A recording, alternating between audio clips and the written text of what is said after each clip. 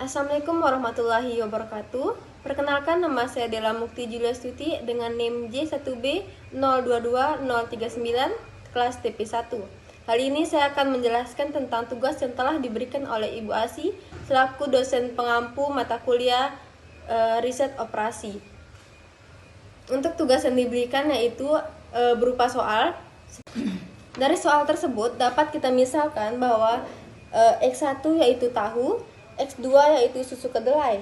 Untuk kedelai yang dibutuhkan oleh tahu yaitu 2 kilo dan yang dibutuhkan oleh susu kedelai yaitu 3 kilo dengan ketersediaan kedelai setiap harinya yaitu 60 kilo. Kedua yaitu gula pasir yang dibutuhkan oleh tahu yaitu 0 atau tidak dibutuhkan. Yang kedua yaitu susu kedelai yang dibutuhkan yaitu 2 kilo dengan jumlah ketersediaan perharinya yaitu 30 kilo. Untuk waktu pengerjaannya, tahu membutuhkan waktu 2 jam, susu kedelai membutuhkan waktu 1 jam, dan ketersediaannya yaitu 5 orang dengan waktu 40 jam per hari. Adapun keuntungan yang akan diperoleh yaitu satu panci tahu akan memperoleh keuntungan 40.000, satu panci susu kedelai akan memperoleh keuntungan 30.000. Dari keuntungan tersebut, maka akan didapat Zmax sama dengan 40.000 X1 ditambah 30.000 X2. Selanjutnya, kita akan menentukan fungsi tujuan. Fungsi tujuan yang kita dapat yaitu 2X1 ditambah 3X2 kurang dari sama dengan 60. Yang kedua yaitu 2X2 kurang dari sama dengan 30. Yang ketiga, 2X1 ditambah X2 kurang dari sama dengan 40 jam. Terus kita akan menentukan batasan X1 sama dengan 0. Untuk persamaan 1 yaitu 2 dikali 0 ditambah 3X2 kurang dari sama dengan 60. 2 kali 0 sama dengan 0, maka akan turun 3X2 kurang dari sama dengan 60. X2 kurang dari sama dengan 60 per 3, maka akan didapat X2 kurang dari sama dengan 20. Untuk X2 sama dengan 0, maka 2X1 ditambah 3 dikali 0 kurang dari sama dengan 60. 2X1 ditambah 0 kurang dari sama dengan 60. 2X1 kurang dari sama dengan 60. X1 kurang dari sama dengan 60 per 2. X1 kurang dari sama dengan 30. Maka diperoleh X sama dengan 30 dan Y sama dengan 20. Selanjutnya yaitu persamaan kedua. Diperoleh X1 sama dengan 0, X2 yaitu 2X2 kurang dari sama dengan 30, X2 yaitu kurang dari sama dengan 30 per 2, X2 yaitu kurang dari sama dengan 15. Selanjutnya yaitu persamaan 3, yaitu 2X1 ditambah X2 kurang dari sama dengan 40. X1 sama dengan 0, 2 dikali 0 ditambah X2 kurang dari sama dengan 40. X2 kurang dari sama dengan 40. Terus yang ke X2 sama dengan 0 yaitu 2X1 ditambah 0 kurang dari sama dengan 40. 2X1 kurang dari sama dengan 40, X1 kurang dari sama dengan 40 per 2, X1 kurang dari sama dengan 20. Maka diperoleh X yaitu 20 dan Y yaitu 40. Setelah itu, persamaan 1 dan persamaan 3 dieliminasi, maka menjadi 2X1 ditambah 3X2 kurang dari sama dengan 60 dikurang dengan 2X1 ditambah X2 kurang dari sama dengan 40. Maka 2X2 kurang dari sama dengan 20, X2 kurang dari sama dengan 20 per 2, X2 kurang dari sama dengan 10.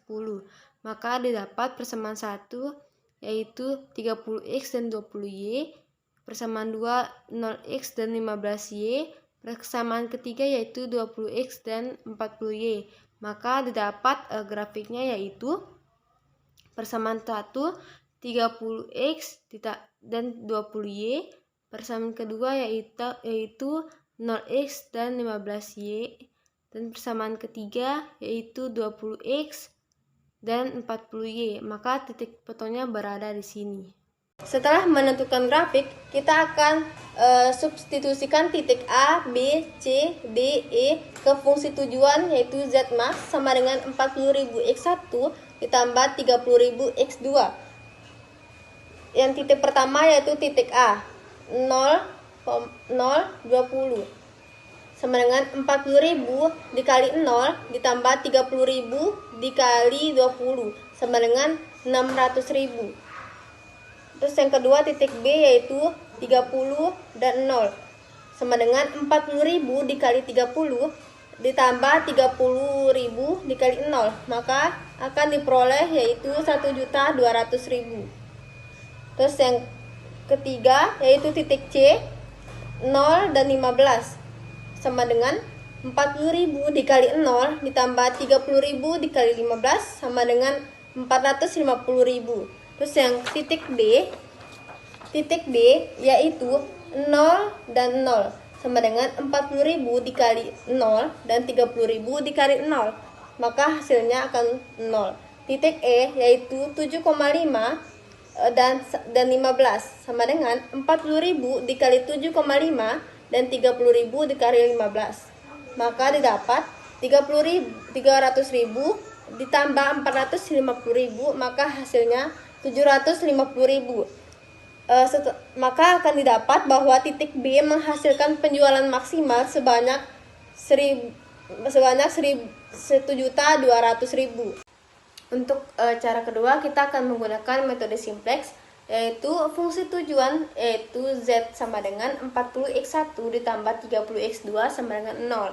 Setelah itu kita akan menentukan fungsi batasan, yaitu seperti yang kita ketahui tadi bahwa fungsi batasan persamaan pertama yaitu 2x1 ditambah 3x2 kurang dari sama dengan 60. Maka kita harus membuat kurang dari sama dengan 60 ini menjadi sama dengan 60 dengan cara menambahkan slang variabel. Maka didapatkan pada persamaan pertama 2x1 ditambah 3x2 ditambah x3 ditambah 0x4 ditambah 0x5 sama dengan 60. Untuk persamaan kedua 0x1 ditambah 2x2 ditambah 0x3 ditambah x4 ditambah 0x5 sama dengan 30, dan x3 yaitu, dan persamaan ketiga yaitu 2x1 ditambah x2 ditambah 0x3 ditambah 0x4 ditambah x5 sama dengan 40. Kedua, kita akan menyusun persamaan Qx di dalam tabel. Di dalam tabel kita akan menuliskan terlebih dahulu yaitu Z, X1, X2, X3, X4, X5 dan nilai kanan. Untuk Z, nilai Z pertama yaitu 1, X1 min 40, X2 min 30, X3 0, X4 0, X5 0 dan nilai kanan 0. Ini didapat dari fungsi tujuan. Terus yang kedua yaitu Z0, X1 2, X2 3, X3 1, X4 0, X5 0 dan nilai kanan 60. Ini didapat dari persamaan 1 Z0, X1 0, X2 2, X3 0, X4 1, X5 0 dan nilai kanan 30. Ini didapat dari persamaan 2 Z0, X2, X1 2, X2 1, X3 0, X4 0, X5 1 dan nilai kanan 40. Ini didapat dari persamaan 3. Setelah itu kita akan menentukan variabel dasar. Variabel dasar didapatkan dari komponen yang memiliki nilai 1. Dapat kita lihat di sini bahwa komponen yang mendapatkan nilai 1 yaitu Z, X3, X4 dan X5. Maka kita akan menulis di sini Z, X3, X4 dan X5. Setelah itu kita akan mencari kolom kunci. Kolom kunci didapatkan dengan cara melihat nilai negatif terbesar. Dapat kita dilihat di sini bahwa nilai negatif terbesar yaitu min 40. Maka X1 merupakan kolom merupakan kolom kunci. Setelah itu kita akan menentukan baris kunci. Hal ini dilihat dari nilai indeks terkecil. Maka kita harus mencari indeksnya terlebih dahulu dengan cara NK nilai kanan dikurang dengan X1. Maka didapatkan 0 NK dibagi dengan X1, maka didapatkan 0 bagi 40 sama dengan 0, 60 bagi 2 sama dengan 30, 30 dibagi 0 sama dengan tak terhingga, 40 bagi 2 sama dengan 60. Dapat kita ketahui bahwa baris kanannya yaitu berada di variabel dasar X3 karena nilai indeks terkecil berada di angka 20. Maka didapatkan yaitu di sini. Berada di X3 ini. Setelah itu kita akan menentukan elemen kuncinya yaitu dengan cara mengetahui kolom kunci, pertemuan antara kolom kunci dengan baris kunci. Maka didapatkan yaitu 2. Setelah itu kita akan mencari nilai baru baris kunci dengan cara nilai lama dibagi dengan nilai kunci. Nilai lamanya yaitu 2, 1, 0, 0, 1, dan 40. Maka dibagi dengan elemen kunci. Elemen kuncinya yaitu 2. Maka 2 dibagi 2, 1 dibagi 2, 0 dibagi 2, 0 dibagi 2, 1 dibagi 2, 40 dibagi 2. Akan mendapatkan hasil yaitu 1, 1/2, 0, 0, 1/2, dan 20.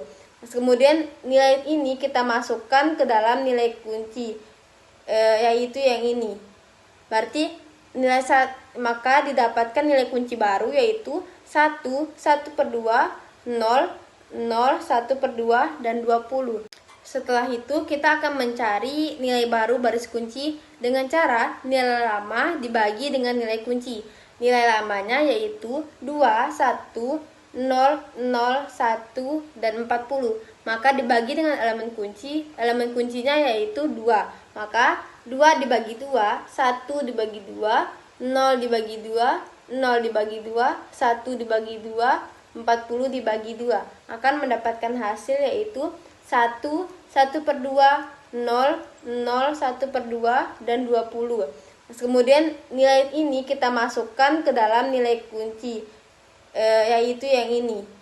Berarti maka didapatkan nilai kunci baru yaitu 1, 1/2, 0, 0, 1/2, dan 20. Setelah itu kita akan mengubah nilai-nilai selain pada baris kunci, yaitu dengan cara nilai lama dikurangi koefisien kolom kunci dikali dengan nilai baru baris kunci.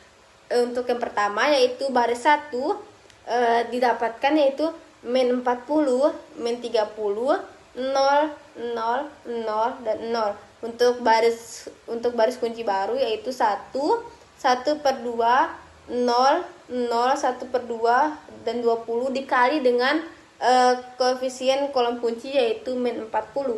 Setelah itu baru dikurangi akan mendapatkan hasil yaitu 0, min 10, 0, 0, 20, dan 800. Setelah itu baris kedua yaitu didapatkan 2, 3, 1, 0, 0, dan 60. Baris kunci baru yaitu 1, 1/2, 0, 0, 1/2, dan 20. Dikali dengan koefisien kolom kunci yaitu 2. Setelah itu baru kita kurangi akan mendapatkan hasil 0, 2, 1, 0, min 1, dan 20. Setelah itu baris ketiga yaitu 0, 2, 0, 1, 0, 30 dengan nilai baru baris kunci yaitu 1, 1/2, 0, 0, 1/2, 20 dikali dengan koefisien kolom kunci. Setelah itu baru dikurangi maka akan mendapatkan hasil 0, 2, 0, 1, 0, dan 30. Kemudian baris-baris baru yang telah dicari tadi dimasukkan ke dalam tabel, yaitu baris pertama, baris ketiga, dan baris keempat, sedangkan baris kedua tidak diganti karena merupakan baris kunci. Setelah itu kita akan menentukan kolom kuncinya. Kolom kunci ditentukan oleh negatif yang paling besar, sedangkan negatif yang paling besar di sini yaitu -10, maka X2 merupakan kolom kunci. Setelah itu baris kunci dilihat dari indeks yang paling kecil. Setelah kita cari, indeks yang paling kecil yaitu berada di 20/2 sama dengan 10, yaitu di X3. Sedangkan elemen kuncinya yaitu 2, karena kolom kunci, pertemuan antara kolom kunci dan baris kunci yaitu berada di 2. Setelah itu kita akan mencari nilai baru baris kunci, yaitu dengan cara nilai lama dibagi dengan elemen kunci, yaitu nilai lamanya yaitu 0, 2, 1, 0, -1, dan 20. Dan 20, maka 0 dibagi 2, 2 dibagi 2, 1 dibagi 2, 0 dibagi 2, -1 dibagi 2, 20 dibagi 2. Maka akan mendapatkan hasil yaitu 0, 1, 1/2, 0, -1/2, dan 10. Ini merupakan baris kunci terbaru. Kemudian baris kunci baru dimasukkan ke dalam tabel. Setelah itu kita akan mengubah nilai-nilai selain pada baris kunci, yaitu pada baris pertama, ketiga, dan keempat. Baris pertama yaitu 0, -10, 0, 0, 20, dan 800 dibagi dengan baris kunci baru yaitu 0, 1, 1/2, 0, 1/2, dan 10 yang dikali dengan -10 yang merupakan elemen kolom kunci. Maka baru dikurangi, maka akan mendapatkan nilai 0, 0, 5, 0, 15, dan 900. Setelah itu baris ketiga yaitu 0, 2, 0, 1, 0, dan 30 dikurangi dengan baris kunci yang kemudian dikalikan dengan elemen kolom kunci, maka langsung dikurangi, maka akan mendapatkan hasil 0, 0, -1, 1, 1, dan 20. Kemudian yaitu baris keempat yaitu 0, yaitu 1, 1/2, 0, 0, 1/2, dan 20. Maka dikurangi dengan baris kunci yang kemudian dikali dengan elemen kolom kunci yaitu 1/2, baru dikurangi, maka akan mendapatkan hasil 1, 0, -1/4, 0, 3/4, dan 15. Baru yang telah dicari yaitu pada baris pertama, ketiga, dan keempat. Ini sudah dimasukkan ke dalam tabel. Setelah itu kita lihat apakah di dalam tabel masih terdapat tanda negatif atau tidak. Di dalam tabel ini sudah tidak terdapat tanda negatif, maka langkah ini dapat dinyatakan sebagai selesai.